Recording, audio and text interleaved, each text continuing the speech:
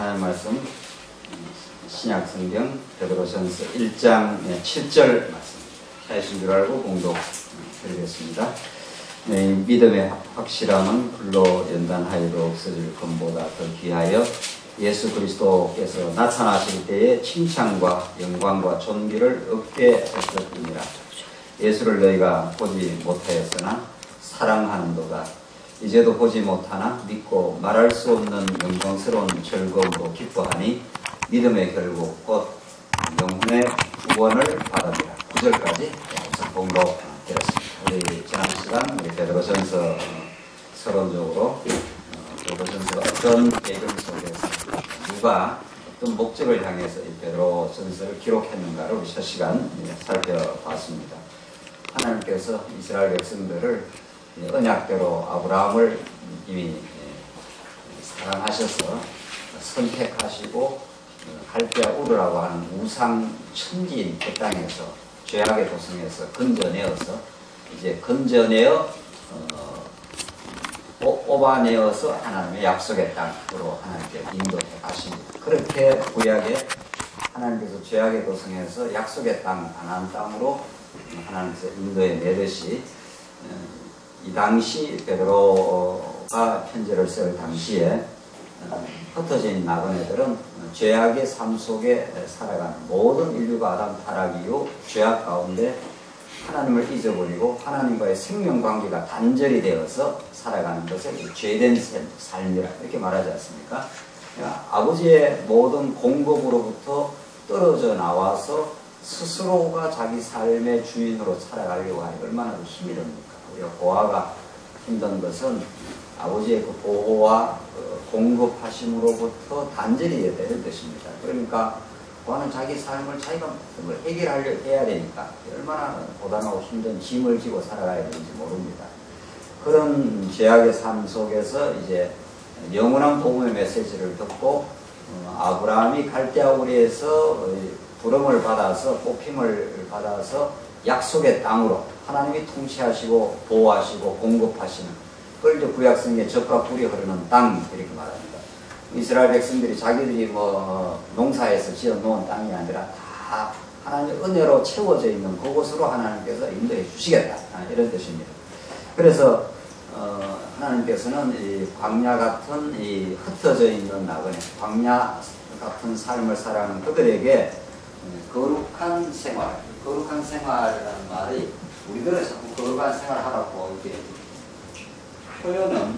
표현은 그렇게 촉구화되어 있게 의미는 거룩한 생활을 인도하시는 그 복음의 능력을 이 베드로전서가 우리에게 증거를 해주고 있습니다. 그러니까 우리들은 자꾸 하라 뜻은 아닙니다. 이 제목 자체가 촉구로 되어 있으니까 우리 개론에 그렇게 이해나 그렇게 의미적으로는 거룩한 생활이라는 건 세속 가운데 살아가는 우리에게 말씀을 공급해서 그렇게 살 수 있도록 하나님께서 만들어 주신다는 약속의 의미가 이미 담겨 있습니다. 모든 성경의 약속은 하나님이 이루어내시겠다는 거죠. 우리 자녀들이 아직 어리고 그런 힘도 없는데 4살 때 된 애한테 부모가 세상에 너 효도하고 살아야 된다라고 이렇게 촉구 안 합니다. 그렇게 가르쳐주고 키워주고 먹여주고 사랑해서 길러주면은 장성하면은 자연스럽게 부모가 날 사랑하는구나 깨닫고 부모에게 고생을 하지 않습니다. 어느 부모가 세상에 그 갓난 애기 어린애를 갖다가 자꾸 힘도 없고 영양도 없는 애에게 자꾸 명령하고 촉구하고 이러지 않습니다. 그러니까 여기 촉구는 말을 이미 복음으로 공급해 주시고 정말 하나님에게 모든 것을 채워주시는 공급자입니다. 그걸 우리는 은혜라 그럽니다. 우리 어제 시간에도 은혜에 대해서 우리 많이 생각했지 않습니까? 그러니까 그렇게 이 본문의 주제를 이해해야 정확하게 복음적으로 이해하는 겁니다. 자, 그러면 거룩한 생활이라는 걸 우리 어제 시간에도 확인했습니다만은 우리는 삶을 땅에 발을 디디고 이 세상 가운데 살아갑니다. 그걸 우리는 세상 혹은 세속 가운데 살아갑니다. 세상 가운데 살아가는 것 자체가 문제는 아닙니다. 누구나 다 세상에서 살지 우리가 하늘에 사는 건 아닙니다. 발을 땅에 디디고 살지 않습니까? 근데 세상에 하나님께서 우리를 던져 놓았지만 우리는 세상에 속해 있지만 세상에 속한 건 아니다. 이게 좀 이렇게 모순 같은. 세상에 살지만 실제 우리의 정체성은 우리의 근본적인 우리의 기원은 하늘에 속한 것이다. 이런 것입니다. 그리고 어제 시간에도 하늘에 간직하신 영원한 기업을 주시겠다 그랬잖아요. 그러니까 우리 예수 믿지 않는 사람은 요것뿐입니다. 요것뿐이라고 생각하는 것을 세속주의적 삶을 살아간다. 세속 혹은 세상에 사는 것 자체가 문제는 아니에요.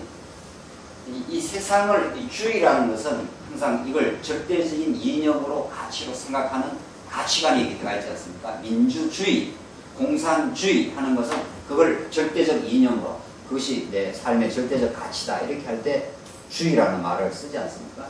그러니까 세상에 사는 것 자체가 문제가 아니라 세상에서 하늘을 잃어버리고 살아가는 것을 세속주의적 삶이란다는 거죠. 그럼 거룩한 삶이라는 건 무엇인가 하면 우리가 세상에 삽니다. 육신을 가지고 삽니다. 육신을 가지고 세상에서 노력도 하고 직장생활도 하고 사업도 하고 몸부림도 치우고 살지 어떻게 합니까? 우리가 어디서 사느냐 말이에요. 세상에서 살죠. 그러나 세상에 우리가 살지만 적어도 세상에 발을 디디고 살지만 그래서 우리가 때로는 몸부림도 치고 분투도 하고 때로는 갈등할 때도 있고 이렇게 육신 가운데 살아가지만 하늘을 소망하고 산다. 하늘을 우리가 누리고 산다. 혹은 하늘의 목표를 두고 살아가는 삶. 이걸 우리는 거룩한 삶이라 이렇게 말해요. 규정을 딱 그렇게 규정하면 되는 거죠. 그러니까 하늘의 가치를, 거룩이라는 말 자체가 어원적으로 이 거룩이라는 건 구별되었다 이런 뜻입니다. 세상에 살지만 적어도 가치관은 하늘의 가치관으로 산다 이런 뜻입니다. 그 하늘 가치라는 게 하늘에 속한, 에베소서 표현대로 말하면 하늘에 속한 신령한 복. 아주 더 쉽게 말하면은 우리가 감사하는 삶, 우리가 하나님을 인정하는 삶, 하나님의 은혜를 깨달아가는 삶. 우리가 이 세상에 사는 우리 모든 물질과 우리의 모든 것들도 하늘에 계신 하나님이 공급해 주신다고 믿어지는 삶, 이런 겁니다. 다시 말해서 하늘이 열린 삶입니다. 땅에 살지만은 하늘이 열리고 영원 세계가 우리에게 열려있는 삶을 우리는 거룩한 삶. 그것이 우리에게는 광야길을 걸어가지만 가나안 땅을 소망하는 삶. 여러 가지 어려움이 우리가 있어도 앞으로 우리가 미래에 소망이 있으면 오늘을 잘 견뎌내지 않습니까? 아무리 무력한데 셋집에 우리가 산다 하십시다. 셋집에서 쪼갈려서 힘들게 살지만 몇 년 후면은 분양을 받은 좋은 아파트로 이사를 간다. 이렇게 소망이 있으면은 그 셋집에 사는 것이 힘들긴 하지만 벅찹니다. 소망이 있으니까요. 그렇잖아요. 그러니까 하나님은 우리를 하여금 이 땅에서 물질적으로 세상적으로 편안하게 해주질 않습니다. 그렇게 말하면 이 세속에 취해서 살아버리니까. 그러니까 하나님께서는 하늘에 계신 우리 하나님 아버지가 하늘에 계신 우리 하나님 아버지, 하늘에 계신 우리 아버지 하지 않습니까? 그 아버지를 기억하며 살게 하시려고 세상에서 때로는 우리가 평탄한 길을 주시기도 하지만 세상에서 이렇게 어려운 일을 경험하기도 하시면서 하늘을 이제 바라보고 하늘을 소망하면서 이렇게 힘차게 살아갈 수 있도록 그렇게 하나님께서 우리를 공급해 주신다는 게 거룩한 생활입니다. 그렇게 우리가 개념 규정을 하고 이제 그 7절 우리 지난 시간 말씀을 이어가면은 너희 믿음의 확실함은 불로 연단하여도 없어질 것보다 더 귀하여 예수 그리스도에 나타나실 때의 칭찬과 영광과 존귀를 얻게 할 것이냐 그렇지 않습니까? 믿음이라는 것이 우리 주관적으로 뭐를 믿는다 이런 차원을 훨씬 넘습니다. 물론 우리가 하나 예수 그리스도를 믿지 않습니까? 그러나 믿음은 그 믿음의 내용이 엄청 부유합니다. 우리가 여기서 이제 믿음 생활을 하는 건 하나님께서 언약대로 이루시는 여호와 하나님을 깨닫게 해서 우리가 세상에 살지만 믿음으로 산다 했을 때는 내가 이렇게 주관적으로 뭘 믿는다 이런 차원을 훨씬 더 넘어서 믿음은 이 하늘의 가치관을 실제로 받아들이고 그걸 누린다 이런 뜻입니다. 자, 그러니까 그 믿음을 하나님께서 확실하게 하기 위해서 불로 연단하여도 없어질 금보다, 금이라는 게 연단한다는 거 아닙니까? 그 용광로에다 집어넣었다 뺐다 하면서 계속 그 찌꺼기를 이렇게 그 불순물을 제거하면은 오롯하게 그 순금이 이렇게 탄생하지 않습니까? 금이라는 건 뭐 사금도 그렇고 이렇게 불순물을 자꾸 이렇게 채로 빼내면서 금만 이렇게 빼내지 않습니까? 그러면 그것이 굉장히 가치로운, 이 땅에서 굉장히 그 고귀한 가치로운 물건이 되는 것처럼 그것과도 비교가 안 되는, 그 없어질 금보다 더 귀하여, 이 귀하다는 말이 중요해요. 그래서 우리는 어제 우리 정체성에 대해서 이야기할 때 우리의 실제적인 신앙적인 정체성이 있고, 이거는 세상이 규정해주는 정체성이라는 게 있는 겁니다. 세상의 정체성. 그러니까 이것은 사실은 세상 살아갈 때 하나님께서 주시는 여건을 뿐입니다. 이것이 본질적인 정체성이 아닙니다. 우리가 이 땅에서 많은 걸 누리고 있다, 권력을 향유하고 있다, 좋은 학교를 나왔다, 이런 것들은 우리의 영혼의 정체성이 아닙니다. 이 땅에 살아가면서 그때그때 하나님께서 베풀어 주시는 여건을 뿐입니다. 그것이 우리의 인격적 영혼의 가치를 규정해 주지 않습니다. 그러니까 하나님께서는 우리의 그 정체성은 하늘 아버지가 우리를 하나님의 자녀로 삼았다. 여러분, 여러분의 자녀가 얼마나 귀합니까? 여러분의 자녀는 세상 전부와 바꾸지 않습니다. 우리가 아버지 부모가 정신을 정상적인 사고방식이라면, 너 아들 내가 뺏어가겠다. 너 아들 지금으로부터 지금 못 본다, 이제 평생을. 내가 뺏어가고, 그리고 그 대신 세상을 주겠다. 바꾸겠느냐? 아무도 안 바꿉니다. 니나 그 세상 다 가져가라. 나는 내 아들 바라보고, 보고, 사랑하고, 내 아들이 세상 전부보다 귀하다. 우리 정상적인 부모는 그렇게 이야기할 겁니다. 이 세상 전부하고, 우리 자식하고 바꾸겠느냐? 너 이제 평생 자식 못 본다. 세상 전부 다 주겠다. 그럼 정상적인 부모라면 세상 니나 가져가라. 나는 내 자식이 못나고 어리석고 좋은 학교 못 나오고 해도 내한테는 가장 소중하다. 그게 영혼의 가치입니다. 여러분과 제가 하나님이 사랑하시는 영혼인데, 우리가 하나님의 자녀들인데, 선택받은 백성인데, 우리의 영혼을 하나님께서 얼마나 소중하게, 이 수사학이 아닙니다. 천하보다 더 귀하다는 보험서의 말씀은 우리한테 수사학적으로 이야기하는 게 아니라 실제로 그렇습니다. 그걸 우리 자녀를 생각하면은 정확하게 답이 나오지 않습니까? 세상에 어느 부모가 내 자식이 이제 뺏어가고 이 세상 전부의 가치를 주겠단 말이죠. 오냐 하면서 그걸 세상을 받고 자식을 버리는 그런 부모 없는 겁니다. 정상적인 부모라면. 그렇다면 그 자식의 영혼이라는 것이 세상 전부의 가치보다 귀하다. 오늘 본문이 그렇지 않습니까? 없어질 금보다 더 귀하여. 그만큼 우리가 소중한 존재입니다. 그러니까 우리 정체성은 우리 인생이 그만큼 무게 있고 소중합니다. 진짜. 이 세상에서 규정해주는 가치들은 그때그때 주어지는 여건일 뿐이지 이것이 우리의 정체성이 아닙니다. 그래서 금보다 더 귀하여 예수 그리스도에 나타나실 때 칭찬과 영광과 존귀를 얻게 할 것이다. 하나님께서 그렇게 우리를 자꾸 이 상에서 정말 하나님을 의지하는 그 아름다운 신앙의 그런 단련된 인생을 만들기 위해서 하나님께서 여러 가지 여건도 주셨다가 걷어가기도 하셨다가 건강도 주셨다가 또 건강을 좀 걷어가시게 됐다가 자꾸 이 껍데기는 하나님께서 주시고 뺏어가고 주시고 이렇게 하면서 정말 우리 안에 들어있는 진짜 이 소중한 없어질 금보다 귀한 이런 신앙의 영혼의 가치를 자꾸 하나님께서 우리에게 확인시켜주고 그게 신앙생활 전부 다 합니다. 그렇게 우리가 자꾸 이렇게 믿어지면은 세상에 살지만은 얼마나 세상보다 훨씬 무겁고 소중한 내 인생을 하나님 앞에 감사하게 받아들이고 하나님을 소망하며 그렇게 우리가 살아가는 거죠. 8절 예수를 너희가 보지 못하였으나 이 당시 흩어지는 나오더나 지금 베드로는 직접 예수님을 직접 만난 사람 아닙니까? 그러나 복음을 전해서 복음을 들은 사람들은 예수를 직접 육신으로 나타난 예수를 보지 못했어요. 여러분과 저도 마찬가지 아니에요. 우리 예수님을 직접 보지는 못했잖아요.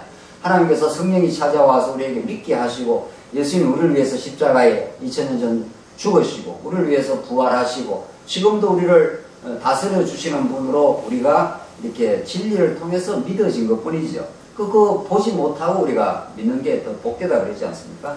그래서 예수를 너희가 보지 못하였으나 사랑하는도다. 자, 이게 중요합니다. 자, 예수님은 우리가 못 봤어요. 그러나 예수님이 계시는데 하나님이 보내신 예수님이 이 세상을 뚫고 우리 가운데 찾아오셔서 우리의 영혼을 사랑하셔서 십자가에 죽으시고 부활하신 겁니다. 그래서 부모가 자식을 위해서 평생을 수고해서 그 자식을 위해서 수고하고 헌신하고 하듯이 우리 하나님의 아들 예수 그리스도가 우리를 위해서 그렇게 고생하고 십자가에 죽으시고 부활해서 그 사랑을 확증을 하고 나니까 이 하나님의 백성이 그 부모를 사랑하게 되듯이 우리가 예수를 사랑하는도다. 요 사랑 관계가 우리 신앙이 전부 다입니다. 결국 여러분과 제가 이 땅에 7, 80년 동안 이렇게 두신 것은 세상을 사랑하며 사는 우리로 하여금 세상에 아직 것들을 우리가 자꾸 붙들고 사랑하는 우리를 그걸 뚫고 들어와가지고 이것들은 그냥 하나님께서 이 땅에 살아가는 하나님, 이것도 하나님 주시는 선물입니다. 건강, 물질, 뭐 모든 것들도 하나님 우리가 살아가는데 건강도 필요하고 물질도 필요하고 이러니까 그냥 주시는 거예요. 육신을. 그러나 더 중요한 것은 우리의 영혼을, 우리의 정체성을 영원히 사랑하십니다. 그걸 깨닫고 나니까 맞습니다. 우리도 우리의 주님을 사랑하게 되었습니다. 이렇게 우리가 주님이 우리를 사랑하게 되고 우리도 그 사랑을 깨닫고 우리가 주님을 이제 사랑하게 되었습니다. 그 사랑의 확증을 받은 사람은 세상 어떤 것을 가진 것보다도 누리고 있는 것보다도 더 마음에 무게를 우리가 가지게 되고 감사하게 되는 거죠. 이게 신앙생활 전부 다 합니다. 사실은 하나님의 5대 속성이라는 거, 하나님의 전능하심, 신실하심, 그 영원한 주권적이신 영원하심, 그 모든 것 마지막에 하나님의 자비하심을 술람미가 거무스름하게 못생기고 형편없었지만 솔로몬이 술람미를 뜨겁게 사랑합니다. 술람미가 그렇게 별 볼 일 없는 인생이었죠. 수많은 궁중에 정말 많은 여자들이 많았지만 솔로몬 주변에는 솔로몬은 그게 눈에 들어오지 않습니다. 술람미 한 사람을 딱 선택하고 끝까지 사랑합니다. 그렇게 예수님이 우리를 사랑해 주셨고 그 사랑의 깨달음을 얻어서 오늘 본문대로 예수를 너희가 보지 못하였나 사랑하는도다. 이제도 보지 못하나 믿고 말할 수 없는 영광스러운 즐거움으로 기뻐하니. 환난 가운데서도 환난이 없는 게 아니라는 거죠. 지금 이 베드로 전서를 받는 성도들이 환난 가운데서도 즐거움으로 기뻐하니 믿음의 결국 곧 영혼의 구원을 받으리라. 영혼이라는 이게 정말 가슴 떨리는 이야기입니다. 영혼이라는 말. 이 세상에서 말하지 않는 말입니다. 세상은 오늘 아까 장로님 말씀드리니까 의사라면은 그 환자가 엄청 지금 어려움을 겪고 지금 왔으면은 이게 제대로 된 의사, 제대로 된 영혼을 가진 의사라면은 그 환자의 그 몸이 아프면은 마음이 힘들지 않습니까? 몸과 마음은 연동합니다. 우리 육신에게 있어서. 그러면 그 몸이 아프면 마음이 굉장히 절망적이고 어려움을 왔는데 이 정상적인 영혼을 가진 그 의사라면은 그 마음을 읽어주고 마음을 평안케 하고 마음을 좀 따뜻하게 위로하면서 약을 써야 약도 먹히는 겁니다. 옛날 옛날에 그 한의사들 제대로 된 그 허준 이런 게 있잖아요. 제가 허준 드라마를 한번 본 적이 있습니다. 야, 이 허준이라는 사람은 제대로 된 의사예요. 그 허준이라는 의사는 사람의 그 병을 고치기 전에 그 마음을 읽어내고 마음을 얼마나 따뜻하게 하고 이해하고 그 사람의 조건과 주의가 어떠하든지 간에 그 사람이 그 의사 활동을 하더라고요.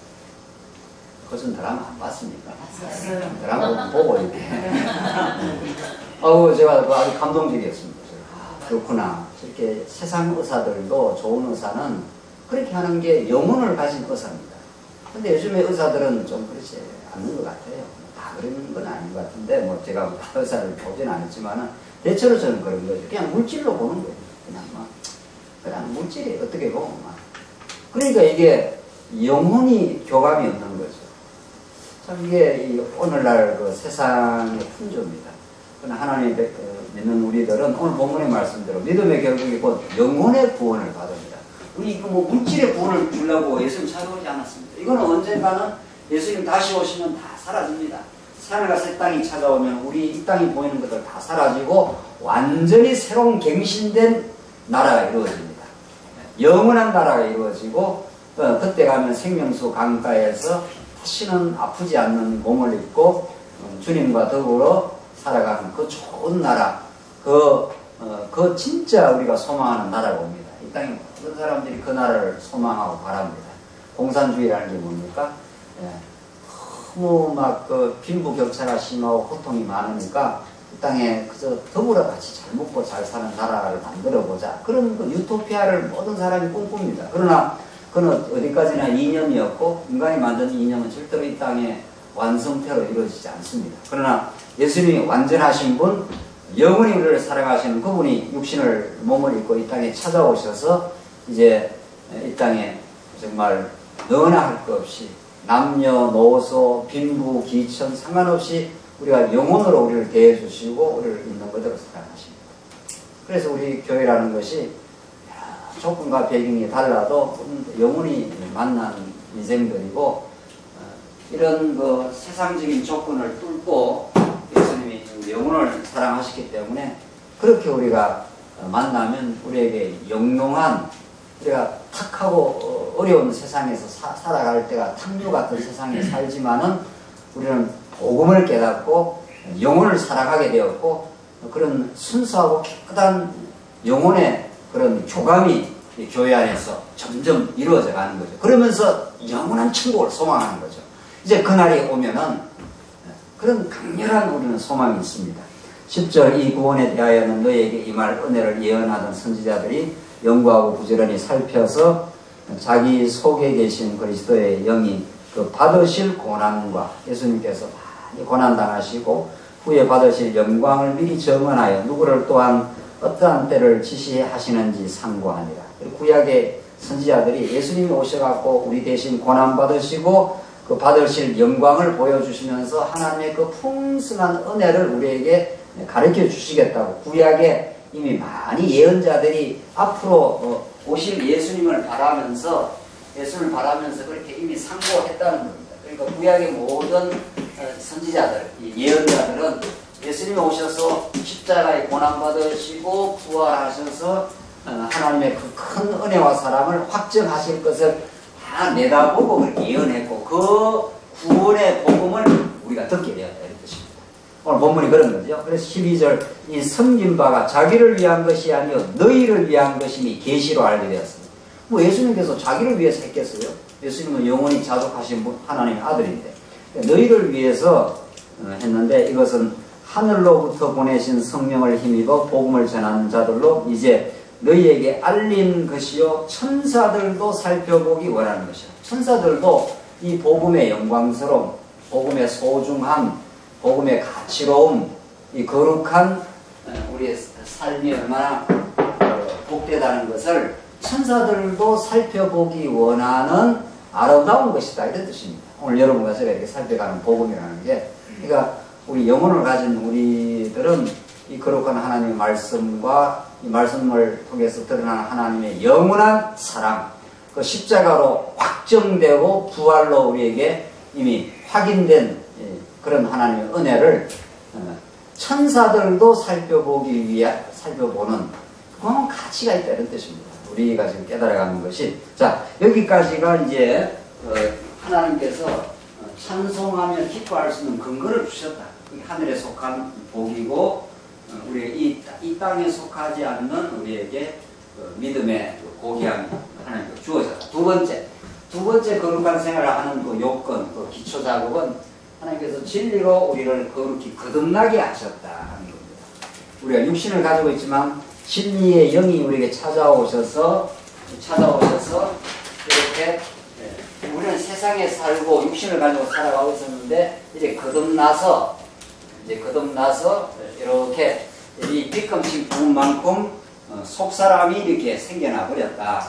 그래서 예수 안 믿는 사람하고 다른 그 신령한 세계, 다른 가치관을 가지고 우리가 살아가게 되었다. 오늘 본문이 이제 그걸 말하나 보십시오. 13절 그러므로 너희 마음의 허리를 동이고 마음의 허리가 있다는 거죠. 우리 허리라는 건 육신의 허리만 있는 게 아니고 마음의 허리를 동이고 건신하여. 이게 굉장히 중요한 말입니다. 건신이라는 게 우리가 하나님을 모를 때는 우리 마음대로 살지 않습니까? 내 욕망대로, 내 뜻대로, 뭐 내 좋은 대로 판단해버리잖아요. 그러나 우리가 예수를, 이게 이제 타락한 육신의 생각입니다. 이게 죄악된 생각 아닙니까?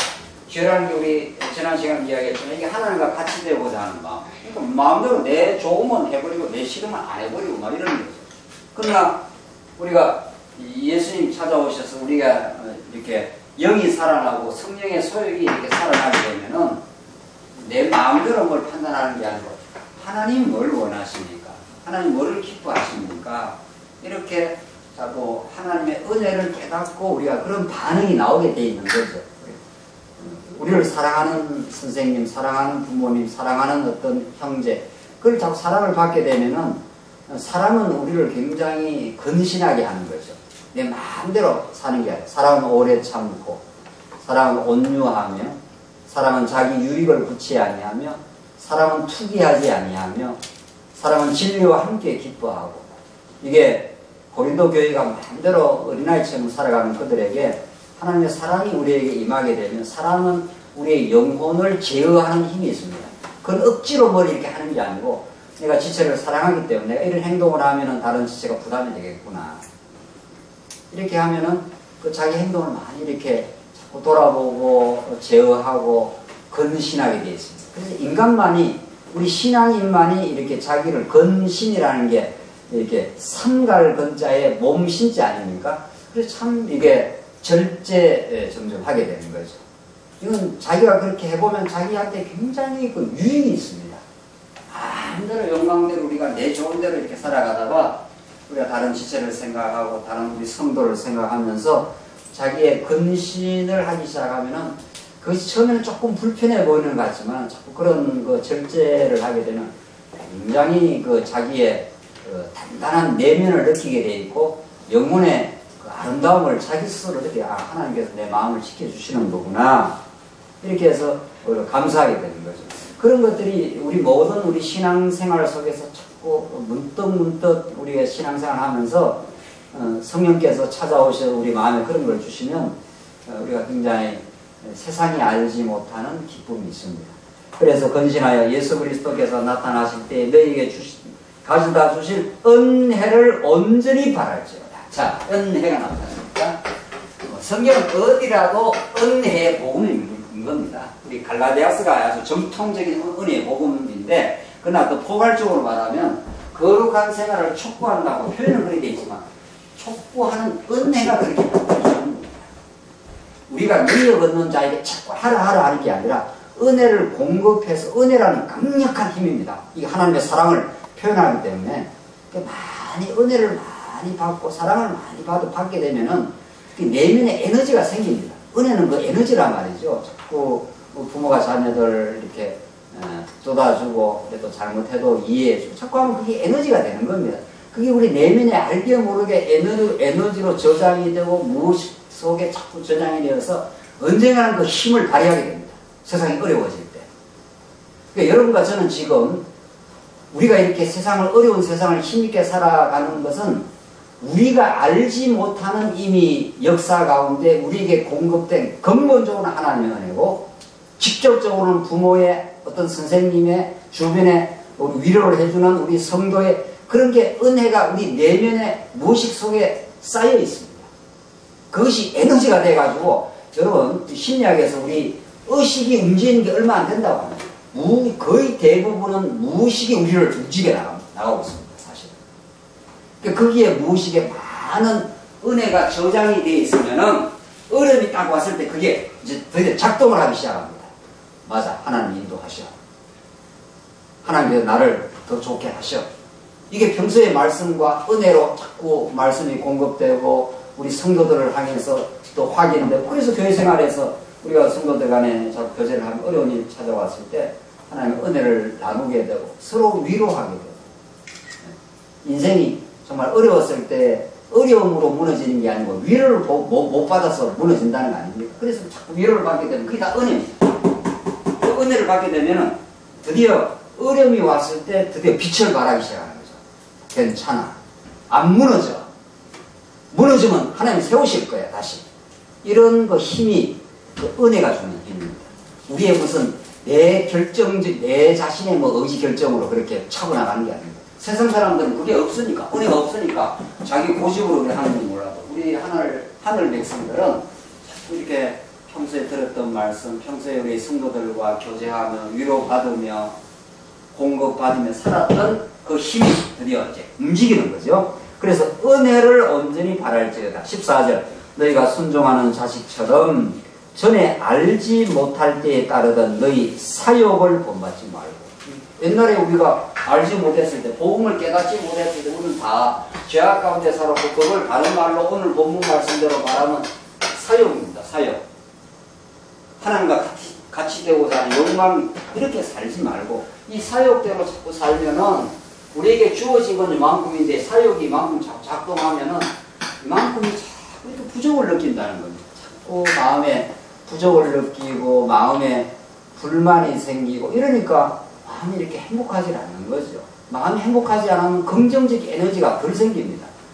이게 자꾸 사라지면은 이게 하나님께서 주신 것으로 만족하고 감사하고 이러면은 긍정적인 에너지가 우리 마음에 자꾸 이렇게 살아나기 때문에 이 세상을 차고 나가는 힘이 생기는 거죠. 예. 어떤 어려움이 왔을 때도 그걸 잘 버텨내고, 예. 이 어려움이 나를 더 나되게 만들어 가시는 하나님의 실현의 좋은 섭리입니다. 이렇게 하나님 중심으로 자꾸 그걸 해석하기 때문에 스트레스 안 받을 수가 없습니다. 세상에서. 받아도 빨리 스트레스부터 해소가 되는 거죠. 그러니까 우리 신앙생활은 제가 어제도 하늘나라의 천국에 가서만 즐겁고 기쁜 생활을 하는 게 아니고 이 땅에서 고난이 있는 생활 가운데서도 자꾸 그것을 밖에서 들어오는 에너지를 내 내면의 긍정적인 에너지로 이렇게 만들어가는 복음의 힘이 있는 거죠. 그 복음이 우리를 그렇게 만들어주는 거죠. 요셉을 생각해 보십시오. 요셉, 형들 생각하면 아주 죽여버리고 싶은 그런 생각이 있었을 겁니다. 그 어린 요셉을 그냥 죽이려고 하다가 깊은 그 수렁에다 집어넣고 말이죠. 근데 하나님 은혜 가운데 죽이지는 않고 땅에다 갖다 팔아버리지 않습니까? 그러니까 그 어린 요셉이 그 기가 막힌 그 수모와 억울함을 겪고 열심히 보디발의 집 가서 열심히 일을 했습니다. 열심히 일을 했으면 그 주인이 그 대가 지불을 해줘야 될 거 아닙니까? 근데 이게 뭐 대가 지불은 고사하고 완전히 이게 자기가 데리고 동침하려고 하다가 그 계획대로 안 되니까 그걸 뒤집어 씌워가지고 요셉한테 뒤집어 씌웠지 않습니까? 그래서 요셉이 감옥에 들어가죠. 도대체 이게 있을 수 있는 일인가? 요셉이 엄청 마음에 세상 사람들은 딴 건 다 참아도 억울한 건 못 참는다는 겁니다. 우리가 정말 그렇습니다. 웬만한 건 못 참아요. 돈이 좀 날아가면 참아도 억울한 건 참기가 어려운 거거든요. 그거 항변하고 싶은 거 아니에요. 그렇게 요셉이 어린 세월을 보냈습니다. 감옥에서. 근데 놀라운 이 하나님의 복음은 하나님께서 요셉에 찾아가시고 감옥에서 요셉의 그 인생살이를 드디어 하나님이 이렇게 해석을 해주기 시작하는 거죠. 요셉에게. 그래서 요셉이 내가 이렇게까지 어려움을 겪고 억울한 일을 겪는 것이 우리 가족들을 구원하시려면 요셉이 만약에 그거 안 잡혀가고 나중에 총리가 안 됐으면 그 가족들을 아버지 포함해서 몰살하고 죽는 겁니다. 기근 속에서 다 죽는 겁니다. 그 요셉이 그런 하나님의 깊고 넓은 뜻을 알게 되었습니다. 그 하늘의 진리를 깨닫고 역사를 다시 재해석을 하게 된 거죠. 이렇게 어려운 일을 겪었던 것들이 결국 내 영혼을 구원하시고 우리 가족들을 다 구원해내는 하나님의 기묘한 역사를 만드시려고 하나님께 그렇게 했구나 하면서 드디어 지나온 그 상처 많았던 역사를 그 상처는 별이 된다고 합니다. 우리가 겪었던 상처가 다 아물고 나면은 성장의 디딤돌이 되고 그것 때문에 우리 다른 사람들이 상처받고 고통받는 걸 잘 이해할 수 있는 바탕이 된다고 합니다.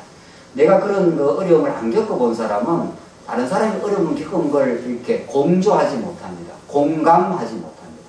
뭐 어려움 좀 겪었는가 보다 이렇게 자기가 그렇게 억울하고 어려운 걸 많이 겪어본 사람은 다른 성도가 세상살이하고 어려움 겪고 힘든 일을 겪을 때 바로 그게 느껴집니다.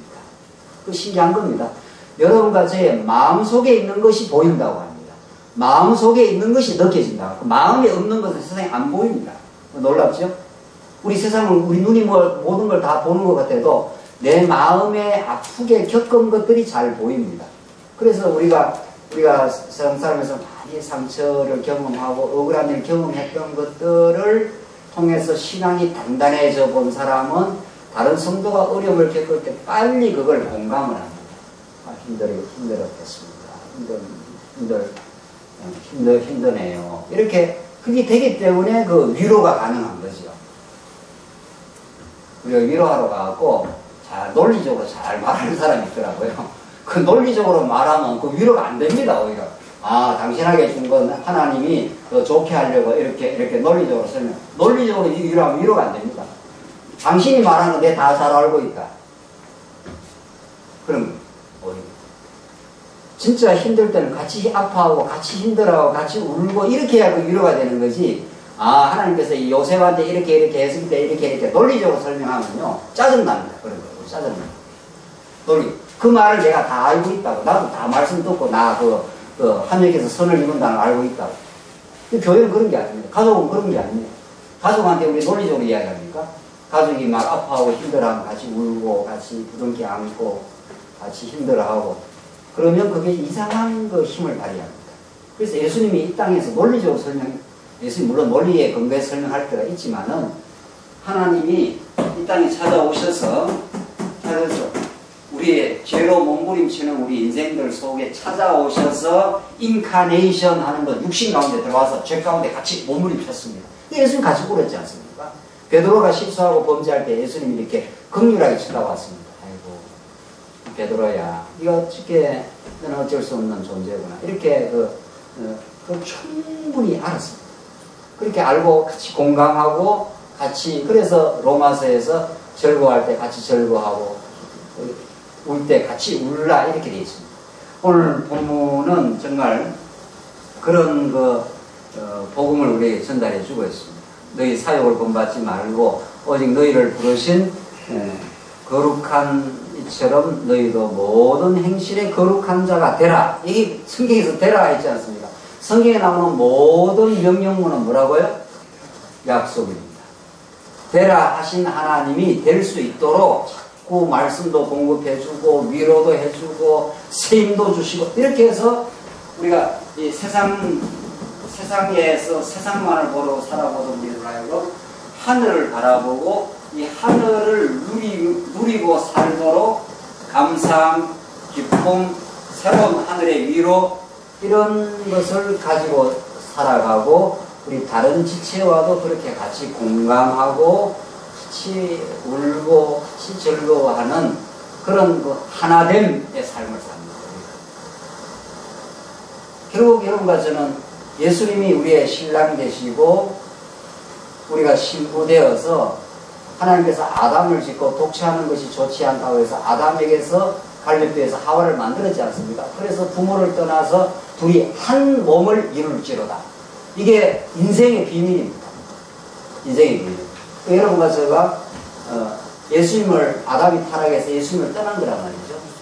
떠났다가 다시 예수님 안으로 들어가서 예수님과 하나가 되는 겁니다. 그러니까 지금 여러분과 저는 우리가 거듭나서 우리의 신랑 되시는 하늘에서 오신 신랑 되시는 예수님과 하나가 되었고 그래서 그 하나가 되어야 우리 부부 생활하면 하나가 돼야 기쁨이 있지 않습니까? 그러니까 결혼했지 않습니까? 그러니까 부부가 되어서 왜 우리 결혼식 했단 말이에요. 결혼식 주례사가 그거죠. 그러니까 결혼이라는 것은 우리 결혼해갖고 그냥 그렇게 달콩달콩 살아라 뭐 이런 게 목적이 아니에요. 누가 안 했다고 사는 게 좋은 건데 그게 목적이 아니라 하늘의 비밀, 복음의 비밀을 깨닫고 살아라 이런 뜻입니다. 복음의 비밀을. 그래서 복음의 비밀을 깨닫고 살게 하려고 여러분과 저에게 결혼 생활을 하게 하는 거 아니겠어요? 그래서 우리 결국은 예수님과 하나 되어 살아가면 예수님과 하나 될 때 기쁨이 있고 외부적인 여러 시련이 있으면 더 예수님께 더 의지하는 깊은 신앙생활이 이루어지고 그 안에서 하나됨을 이루게 되면 그것이 어디로 전이가 되는가 하면 우리 지체에게 전이가 됩니다. 우리 지체들도 예수님을 머리로 해서 예수님이 머리가 되시고 우리가 다 그의 지체이기 때문에 예수님으로부터 하나가 된 우리 성도들은 예수님의 머리를 통해서 다른 지체와도 하나가 되는 거죠.